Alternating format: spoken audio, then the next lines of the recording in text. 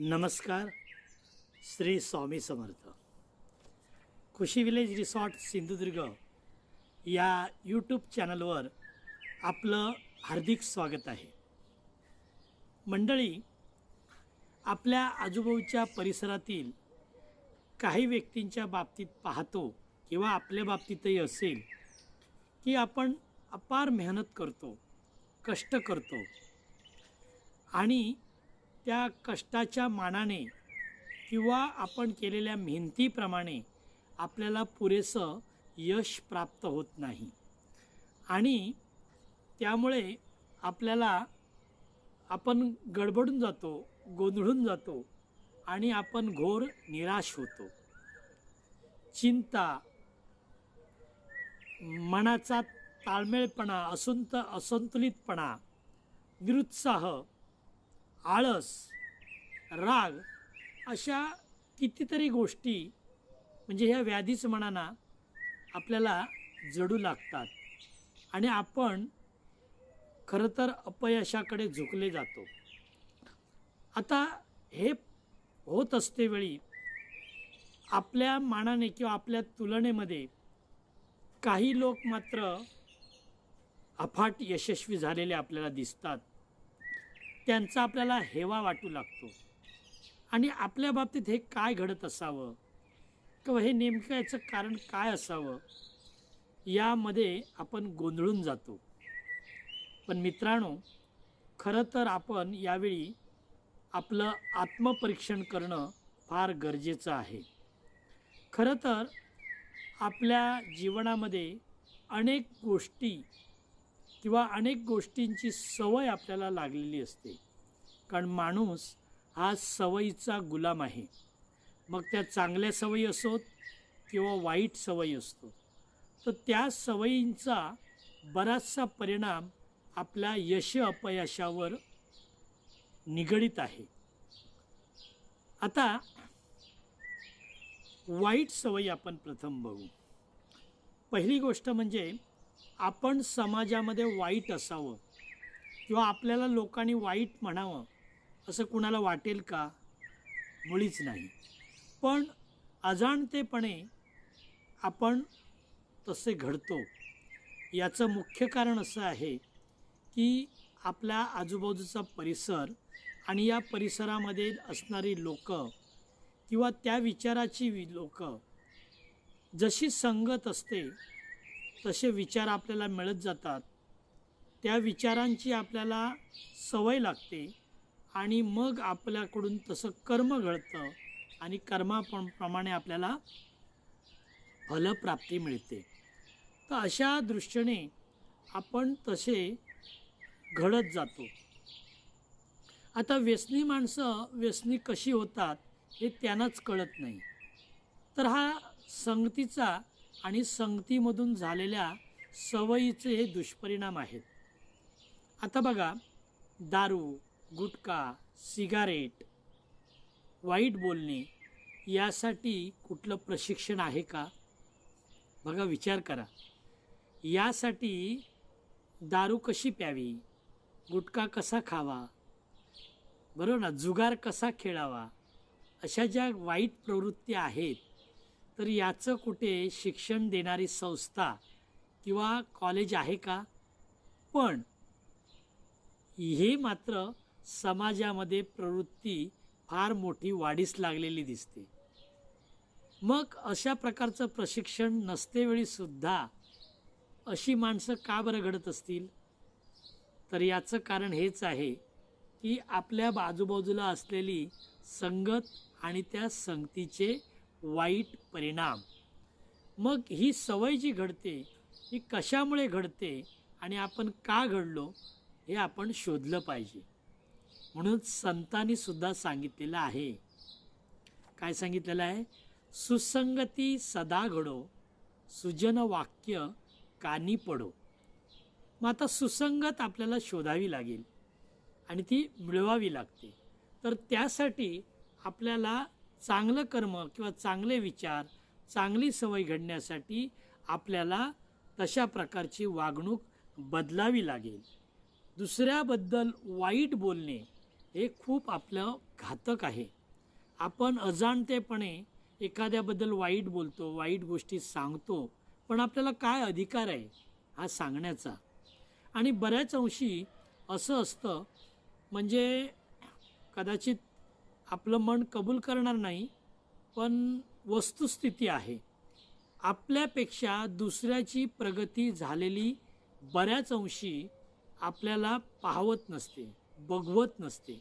कुठेतरी आंतरिक चिडचिड असते किंवा तो खेद असतो आणि या खेदापोटी किंवा या गोष्टीमुळे आपण दुसऱ्याचं कधी चांगलं सांगत नाही.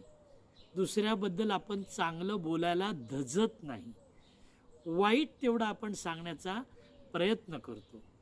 पण जर का आपल्या मनाने जर आपण ठरवलं की जी समोरीलची व्यक्ती आहे ती त्याच्या मताप्रमाणे ती योग्य आहे, ती योग्य वागते आहे, तर त्याच्याबद्दल आपल्याला सांगण्याचा काहीही अधिकार नाही.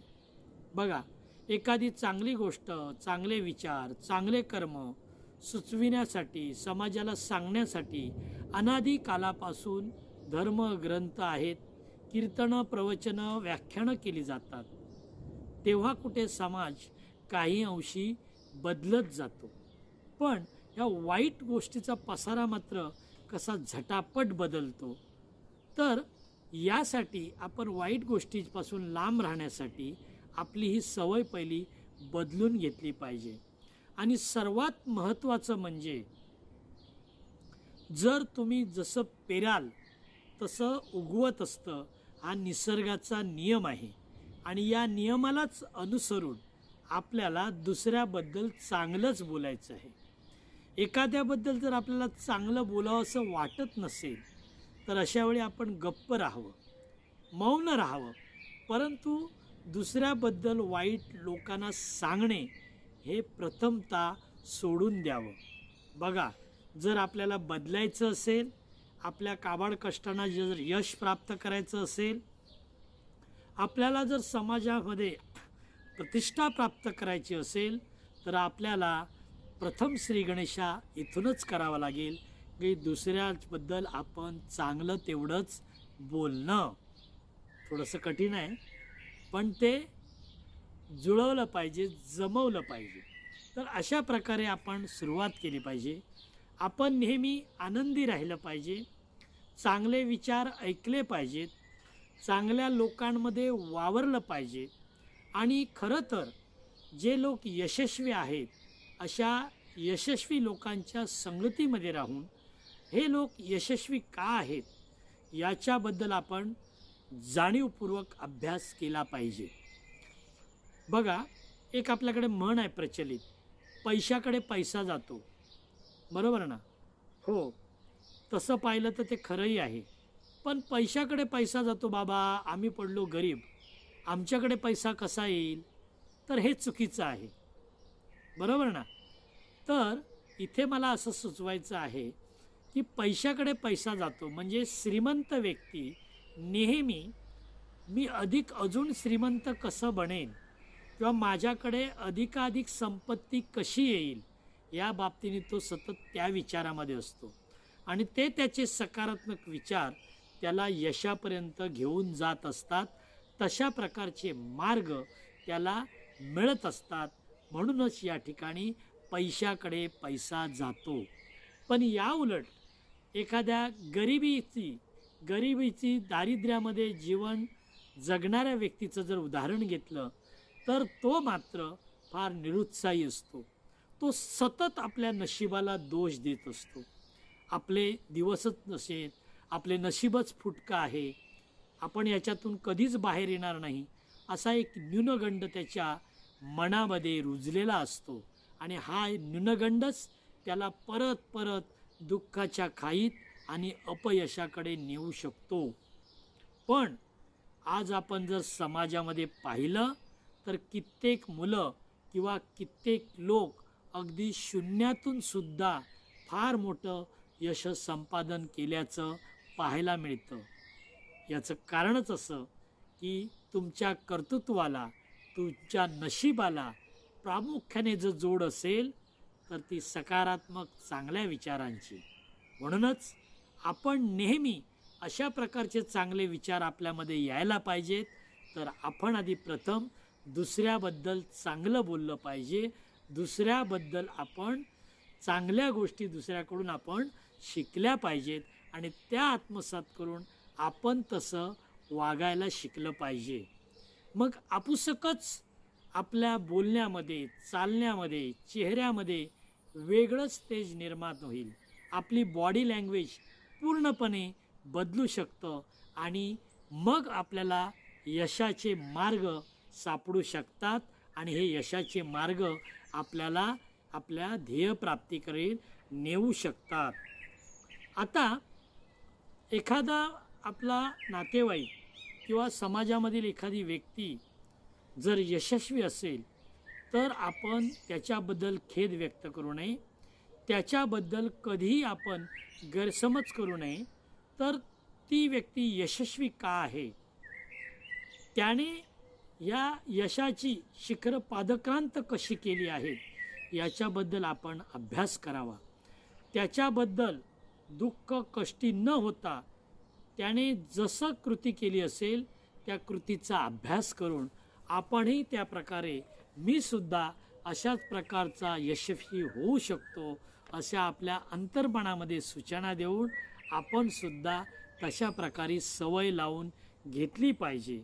मग असं केल्यानंतर आपलं राहणीमान सुधारेल, आपल्याला चांगले विचार डोक्यात येतील आणि समाजामध्ये तुमचा एक वेगळाच ठसा निर्माण होईल.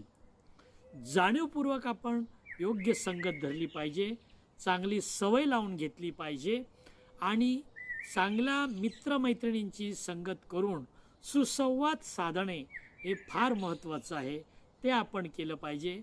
चांगल्या ठिकाणचे कार्यक्रम म्हणजे कीर्तनं, प्रवचनं किंवा व्याख्यानं हे आपण पाहणं, ऐकणं, चांगली पुस्तकं वाचणं, थोरा मोठ्यांचे विचार ऐकणं हे सुद्धा आपण ठरवलं पाहिजे आणि अशा प्रकारच्या ठिकाणी आपण त्या संगतीमध्ये वावरलं पाहिजे.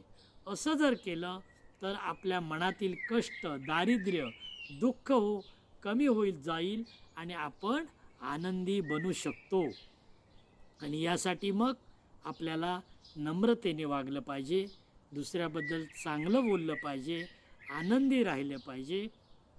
नेहमी आपल्या मुखामध्ये सकारात्मक शब्द यायला पाहिजे आणि अशा रीतीने जर आपण वागत गेलो, चांगल्या प्रकारच्या सवयी जर आपण लावून घेतल्या आणि दुसऱ्याची कोणत्याही प्रकारची निंदा न करता जर केवळ आणि केवळ फक्त दुसऱ्याबद्दल चांगलंच जर सांगितलं तर जसा निसर्गाचा नियम आहे, जे पेरणार ते उगवणारच, या उक्तीप्रमाणे आपल्या नशिबाचे फेरे पण बदलू शकतात आणि आपण सुद्धा एक चांगलं यशस्वी व्यक्तिमत्व होऊ शकतं. आणि महत्त्वाचं म्हणजे जाता जाता मला एवढंच सांगायचं आहे की कृपया कोणत्याही प्रकारचे वादविवाद टाळणे फार महत्त्वाचं आहे. कारण जेवढे आपण वादविवादामध्ये सहभागी होऊ तेवढे आपण खोल त्या नकारात्मक विचारांकडे जाऊ आणि नकारात्मक विचारांकडे गेल्यानंतर परत सकारात्मक विचार आपल्या डोक्यात येणे हे फार दुरापास्त गोष्ट होऊन शकेल. तर ती दुरापास्त गोष्ट आहे. म्हणून कधीही आपण वादविवाद टाळा. एखादी जर गोष्ट आपल्याला पटत नसेल, मग ती कोणत्याही प्रकारची असो, तर कृपया ती गोष्ट या कानाने ऐका आणि या कानाने सोडून द्या. आजची आपली स्थिती वादविवाद करण्याची नाही आहे, तर चांगले छंद जोपासण्याची आहे. म्हणून आपलं आत्मपरीक्षण करूया आणि आपण चांगलं जीवन जगण्याचा एक संकल्प करूया.